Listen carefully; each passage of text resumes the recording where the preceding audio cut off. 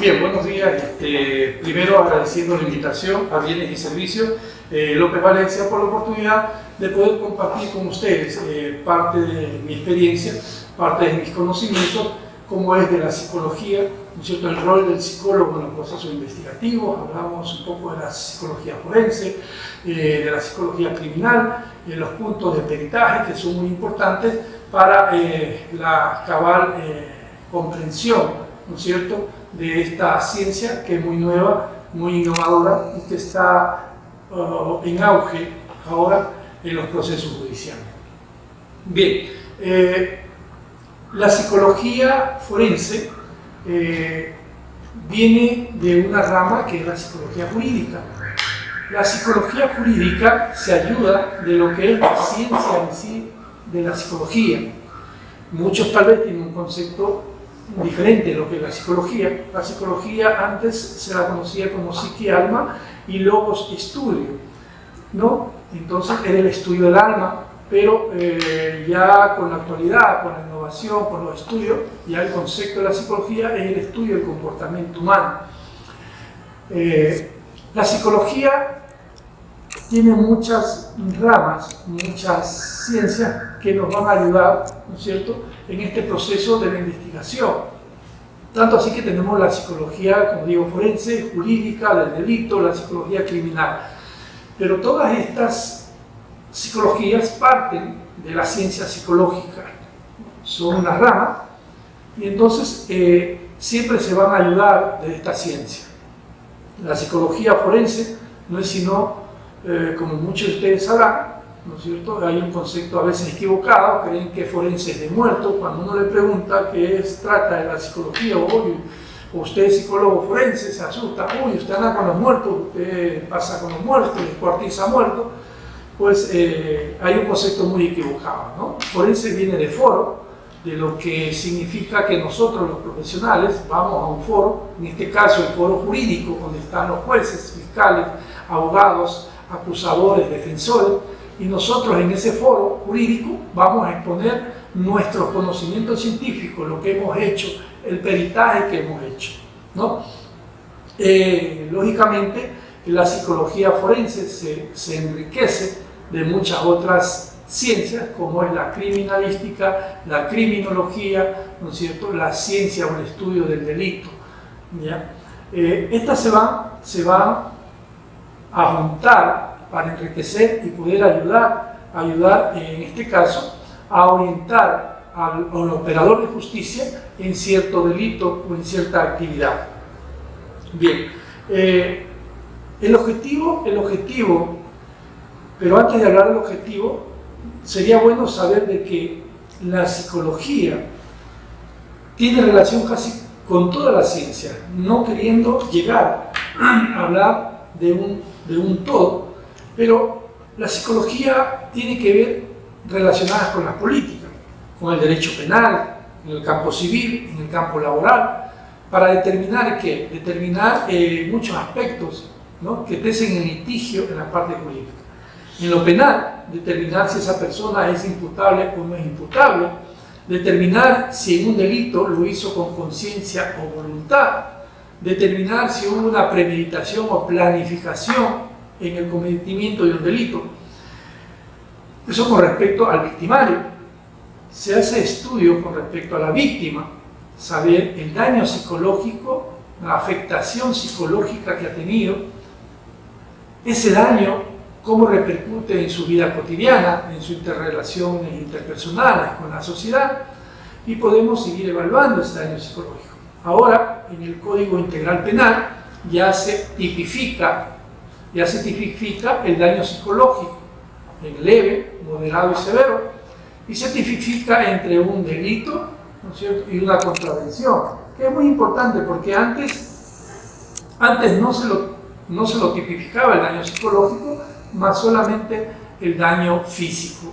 Tanto así que en una violación, antes pensaban que si no había un desgarro, si no había una lesión, no había sangrado, no era violación, ¿no? Sin tomar en cuenta el daño psicológico, el estrés postraumático, la ansiedad, el trastorno de ansiedad con la que queda esa víctima luego de un abuso sexual o de una agresión en violencia intrafamiliar. Entonces ahora se está tipificado y nosotros los psicólogos ya trabajamos en ese campo, haciendo los peritajes, evaluando y determinando este tipo de daño. En el campo civil, determinar la capacidad mental de una persona, ¿no es cierto?, en los casos de interdicción. En el campo laboral, determinar si hubo un daño o un acoso laboral, que a veces hay, ¿no es cierto?, en muchas empresas, determinar si hay alguna situación que pueda afectar al trabajador. Podemos trabajar. La psicología tiene relación con la antropología, tiene relación con la biología, porque si bien es cierto, estudia el comportamiento, pero también estudiamos los caracteres genéticos hereditarios de una persona que nos pueden hacer comprender ese tipo de conducta que tiene. Con las ciencias sociales, con la política, con la sociología, porque la psicología forense y la jurídica parten de las ciencias sociales, de la sociología, porque ahí vamos a determinar las conductas, el origen de ciertas conductas, ¿no? Bien, entonces para resumir, estamos entonces bien claros de que la psicología tiene que ver con el derecho penal, porque ahí vamos a poder determinar si la persona, ¿no es cierto?, que cometió el delito se debe a una personalidad psicopática, a una alteración tal vez por emoción violenta o por algún arrebato, o si actuó con conciencia, como dije, con conciencia y voluntad, si hubo una premeditación en el acto, y eso le va a ayudar a los fiscales y a los jueces a poder valorar para poder sentenciar a una persona, ¿no? Bien. Eso con respecto al campo de la psicología forense. Me gustaría también tener bien claro lo que es la psicología criminal, ¿no es cierto?, para poder diferenciar, porque en la psicología criminal es una ciencia que va a ayudar a comprender la conducta del delincuente, la relación víctima-victimario. Las preguntas que nos hacemos cuando evaluamos para sacar perfiles de criminalidad, ¿no es cierto?, poder determinar si ese criminal fue influenciado o por qué sentimientos influenciaron para cometer un delito, ¿no es cierto?, para determinar bien si tal vez fue un hecho casual, un hecho premeditado, ¿no es cierto?, y determinar toda esta situación. La psicología criminal se ayuda de una ciencia importante como es la criminalística y la medicina legal. Ellas nos van a ayudar a comprender la conducta humana. Hay que diferenciar entre la psicología criminal y la criminalística, ¿no? La criminalística, que es la ciencia que aporta con herramientas, ¿no es cierto?, para poder determinar mediante los hallazgos, las evidencias en la escena del delito, poder determinar qué sucedió, ¿no es cierto?, y poder comprender la conducta de ese individuo. Entonces, siempre nos vamos a sentir, vamos a estar apoyados de lo que es de la criminalística y de la medicina legal, ¿no es cierto? Hay muchos crímenes violentos, hay muchos crímenes que tienen connotaciones importantes en nuestra sociedad. Cuando vemos una persona con varias puñaladas, ya nos podemos ir pensando, ir formando, ¿no es cierto?, una idea de qué es lo que pasó, ¿no es cierto? A diferencia de una persona que muere por una puñalada, a diferencia de una persona que muere por 100 puñaladas, 30 puñaladas, como es en muchos casos que hemos tenido aquí. ¿Ya? Entonces hay que saber diferenciar, ¿no? Esa es ya la psicología criminal. Y la psicología, como le digo, jurídica, no es sino la aportación de la psicología en las leyes, ¿no? Eso tenemos que tener bien claro, para que no haya una confusión de estos tres conceptos, de estas tres grandes ciencias, como es la psicología jurídica, forense, criminalística. Bien, el rol de nosotros los psicólogos, acá en el trabajo investigativo, en el área de medicina legal, pues simplemente nos lleva a ciertas funciones. a ciertos trabajos, como por ejemplo nosotros hacemos lo que es peritaje psicológico, somos peritos. Perito significa la persona que tiene un vasto conocimiento en cierta ciencia y que puede él colaborar con los operadores de justicia. En este caso, el perito psicólogo es aquel psicólogo que tiene una vasta experiencia o conocimiento en esa ciencia y que va a ayudar a aportar los conocimientos para el esclarecimiento de un delito. Y para eso nosotros utilizamos el peritaje psicológico. El peritaje psicológico es un medio de conocimientos basados en cierta información que nosotros extraemos de la persona evaluada. El peritaje psicológico va a depender de la persona.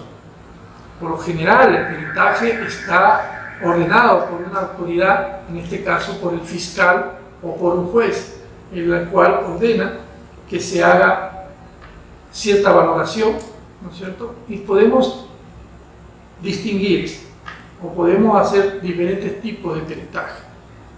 No es lo mismo hacer un peritaje al delincuente, al criminal, que hacer un peritaje a la víctima, ¿no es cierto? No es lo mismo hacer un peritaje a una persona que tiene un acoso laboral o un acoso sexual, ¿ya? Tenemos que diferenciarlo eso. ¿Por qué? Porque los objetivos principales de un peritaje psicológico es determinar si en el momento del delito el delincuente actuó con conciencia y voluntad. En la víctima, determinar también si estuvo con conciencia o voluntad, ¿no es cierto? ¿Por qué? Porque ahí podemos ayudar, los operadores de justicia, los jueces, determinar agravantes o atenuantes en ciertas situaciones. Por ejemplo, en el delincuente nosotros tenemos que tratar de ver si es que es imputable o no es imputable. ¿Qué significa? De que si es que él tenía un trastorno psiquiátrico, un trastorno psicológico que lo llevó a cometer el delito, ¿no es cierto? A diferencia, ¿no es cierto?, de que si él tiene conciencia y voluntad de su delito, lógicamente se hace imputable. Por ejemplo, últimamente en las noticias hay un caso de una madre esquizofrénica que asesina a su hijo. Si bien es cierto, esa persona va a ser inimputable. ¿Por qué? Porque actuó bajo un estado de delirio mental, bajo un estado de no conciencia, perturbada su conciencia por la situación de la esquizofrenia, ¿no? Muy diferente es, en cambio, cuando tenemos ya, por ejemplo, en los casos de los femicidios. El femicida, en la mayoría de los casos, planifica el delito. Hay una premeditación al delito. ¿Por qué? Porque hay un sed de venganza, de ira, de odio, y planifica poder ejercer, ¿no es cierto?, su poder, su control sobre la víctima y llevarle al suicidio. Entonces es muy diferente las valoraciones en ese tipo de situaciones. Entonces nosotros como psicólogos tenemos que saber valorar bien, y los abogados y las autoridades tienen que saber también eso, identificar bien, y ya una vez en las audiencias públicas orales vamos a debatir y poder demostrar lo que les estoy diciendo, ¿no? Una pregunta, ¿y cuando lo hacen bajo los efectos de estupefacientes o de alcohol en este caso, cómo bien, se manejaría ahí? Bueno, dependiendo los estados, ¿no es cierto? Cuando tú cometes un delito y has ingerido licor y droga para supuestamente tener fuerza, valor para cometer el delito, eso puede ser un agravante. Pero si es un hecho casual, por ejemplo, yo tuve un caso de un femicidio, que este señor sabía, ya estaba separado de su conviviente, y sabía que su conviviente estaba ya viviendo con otro. Un día anterior, en la noche, se sienta al frente de la vereda de su casa, ¿no es cierto?, a consumir licor. Y él sabía que su ex conviviente estaba con su otra pareja, y él consumió licor toda la noche y droga. Esperó que salga el conviviente, se metió a la habitación y la apuñaló a la víctima. Cuando yo le entrevisté, entonces él me relató me dijo que sí, que él se había sentado ahí a tomar licor esperando, ¿no es cierto?, a que amanezca para entrar a matarla. Desde ese momento que él ya dice eso, su parte cognitiva está bien clara, está bien lúcida, él ya planifica un delito. Lo que entonces ahí ya hay un agravante, ¿no es cierto? Es un agravante, actúa con conciencia y voluntad bajo los efectos del alcohol. Eso es muy diferente a que usted en una fiesta ingiriendo licor se arma una pelea con un desconocido, ¿no es cierto?, y le pega un golpe, y por ese golpe el individuo cae y se golpea la cabeza en el filo de una vereda, de una pared, y le causa un trauma de cráneo, ocasionándole la muerte. Si bien es cierto, hay un homicidio, pero no hay una premeditación. Tal vez es un estado de emoción violenta, podríamos hablar de un homicidio simple, ¿no es cierto?, o qué sé yo, pero no hay un agravante. O sea, él no tomó para quererlo matar, pero claro, estaba influenciado bajo el alcohol, no pudo controlar sus sentimientos, sus emociones, su agresividad salió a flote y provocó esta situación, ¿no? Entonces por eso hay que saber distinguir, y nosotros los psicólogos, en base a la investigación y en base a los indicios de criminalística en la escena del delito, podemos ir determinando bien el estado mental de una persona. Eso con respecto al delincuente, al criminal o a la persona que está acusada de un hecho. Con respecto a la víctima, nuestro peritaje tiene que ser enfocado a determinar el daño psicológico. El daño psicológico provocado por el victimario, sea por agresiones físicas, sea por abuso sexual, ¿no?, o por cualquier índole. Entonces nosotros tenemos que determinar la relación víctima-victimario, cómo era esa relación, desde hace cuándo venía agrediendo a la víctima, muchos factores, ¿no es cierto?, que influenciaron, ¿no?, para que haya el daño psicológico, ¿no? Porque en las relaciones a veces de víctima-victimario se tiene que hacer un estudio de la vida en pareja, ¿no?, para poder ir determinando bien esta situación. Entonces es muy diferente, como les digo, las valoraciones son muy diferentes. Cada valoración tiene sus connotaciones, tiene sus variables, y de eso tenemos que tenerlo bien claro. Bien, con respecto a la prueba pericial, nosotros los psicólogos debemos de tener en cuenta que nuestro informe es muy relevante, es muy importante, y debemos tener en cuenta ciertos factores importantes, como por ejemplo, en el momento que somos peritos, estamos avalando una valoración, tenemos que poder explicarle a la persona evaluada, ¿no?, que hay ciertos aspectos de confiabilidad que se tiene que demostrar en este proceso, y que por lo general en un informe no se detalla toda la entrevista con la persona. Nosotros debemos simplemente poner las partes más esenciales, importantes, ¿no es cierto?, o palabras que nos van a llevar a recordar en el momento de la audiencia qué es lo que pasó en esa víctima, para poder defender mi caso, defender mi teoría, defender mi postura profesional. Ahora, ¿por qué no se pone toda la entrevista? Por experiencia, desgraciadamente muchos abogados utilizan la información que obtenemos de esa persona, de esa víctima, para poder prejuiciar en la audiencia oral, ¿no es cierto? A mí me ha tocado que a veces me dicen, doctor, ¿y usted le preguntó si la chica tuvo relaciones sexuales anteriormente? Si la chica había tenido con su enamorado relaciones sexuales. Y me ha tocado a mí en la audiencia decirle que yo no estoy ahí investigando la vida de la persona.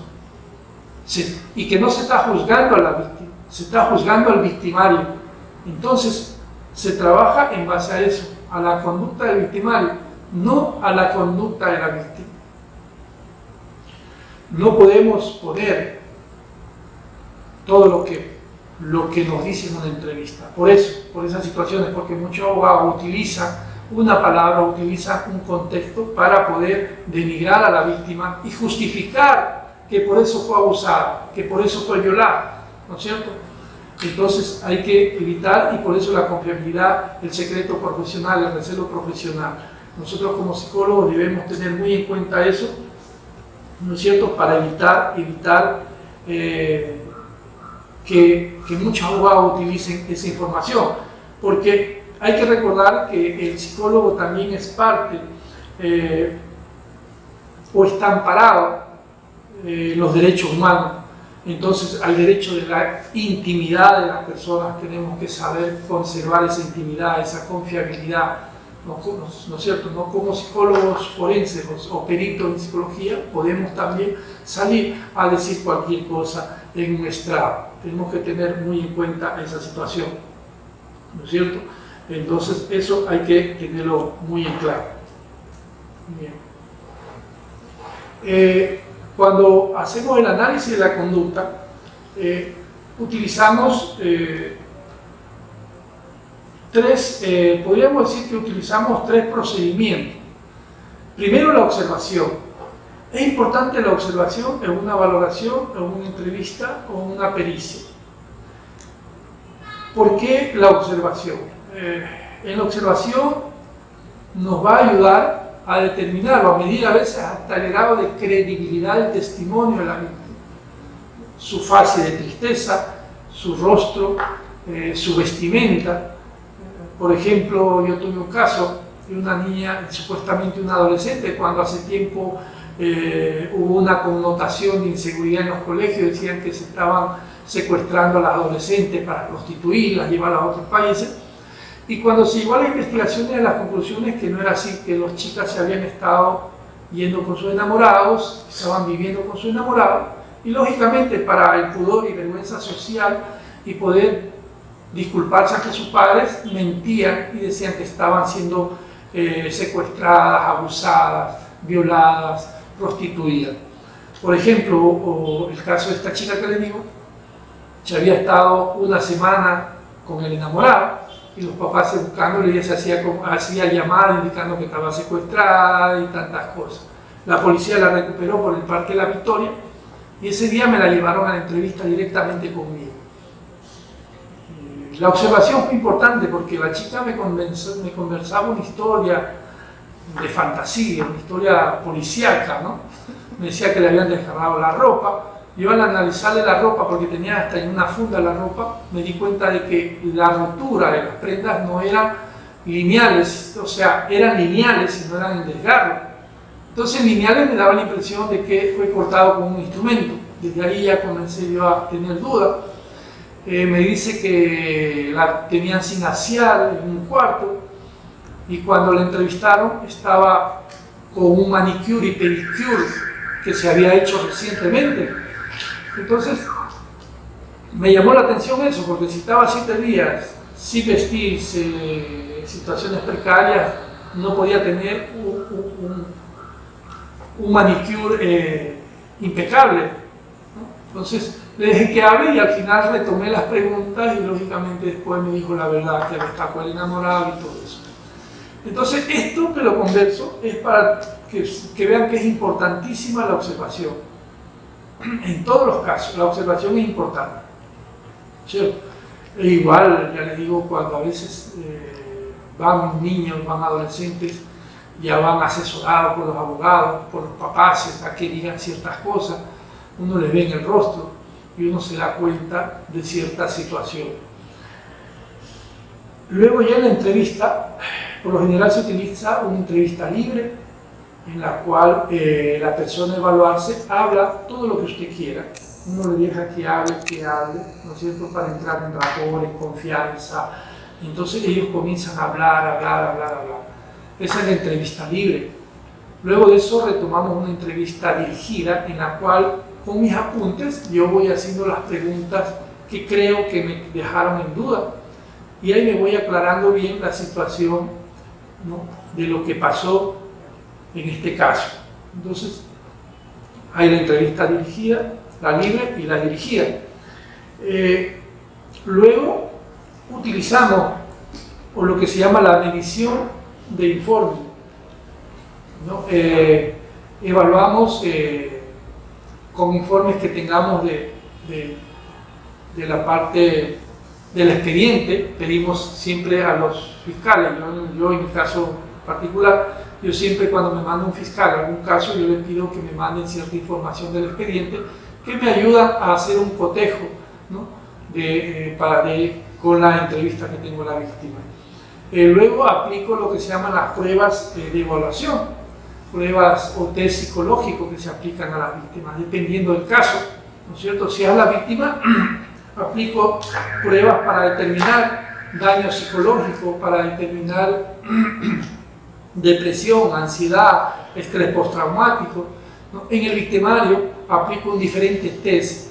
Aplico un test para medir agresividad, tolerancia, relaciones interpersonales, percepciones psicóticas, psicopatía. Entonces aplico otro tipo de test, ¿no? Por lo general en los niños yo aplico el test de la figura humana, o también lo que se utiliza, el juego lúdico con los muñecos. Cuando son menores de 5 años, es bueno trabajar con los niños, pero con muñecos anatómicos. Parece mentira, pero ahí en el juego los niños expresan, ¿no? Y realizan o recrean de una manera más cercana a lo que sucedió en el delito. Entonces es importante trabajar con niños en lo que se llama juego lúdico de muñecos, ¿no es cierto? Y también en los test proyectivos, que significa hacerles que dibujen la familia, una figura, una persona, qué sé yo. Bueno, esta técnica va a variar del psicólogo, ¿no es cierto?, de su especialidad, de su capacidad y todo eso. Yo por lo general no tengo un estándar en la evaluación, yo varío hasta para poder medir la credibilidad. Por ejemplo, a mí me gusta siempre hablar los ejemplos de mi experiencia. Yo tuve un caso de una niña de 5 años que había sido abusada, pero no le creía, ¿no? Pero cuando vino la entrevista, yo cambié la forma de evaluar, porque la niña estaba tímida, no quería conversar. Entonces le digo, bueno, le digo, mi amor, quiero que me dibujes algo para poder entrar en rapport, en confianza. La niña comienza a dibujar y lo primero que me dibujó fue un pene. En la hoja que yo le doy me dibujó un pene. Imagínense ustedes, desde ahí ya estoy midiendo la credibilidad del testimonio. ¿Por qué?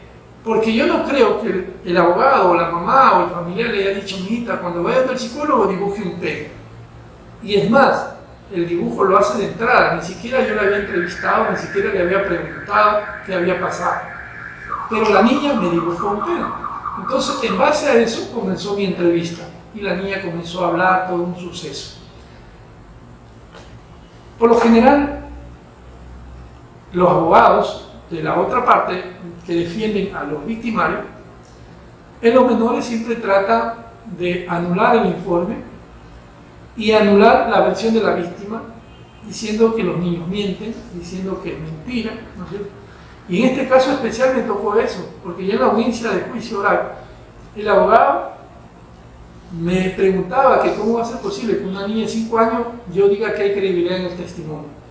Pero lógicamente el abogado no sabía lo que yo sabía y las pruebas que yo llevé para la audiencia. Y justo llevé el dibujo que me había hecho la niña. Entonces en la audiencia yo les demostré al tribunal la credibilidad, porque les expliqué esto que les estoy diciendo a ustedes, que la niña, ni bien entró al consultorio y comenzó a dibujar, me dibujó un pene. Entonces no creo que alguien le haya dicho, oye, anda al psicólogo y dibújale un pene, porque nadie sabe el procedimiento del psicólogo, nadie sabe cómo trabajamos. Entonces yo por lo general yo tengo muchas variaciones en los procedimientos cuando evalúo, que me han servido mucho, y en las audiencias pues lógicamente me ha ayudado para poder defender mi informe, ¿no? Bien, luego de la observación, la entrevista y los 3 aplicados, lógicamente llego a mis conclusiones psicológicas, ¿no? Y voy determinando luego de las conclusiones, en la cual tengo que poner, ¿no es cierto?, si existe o no un daño.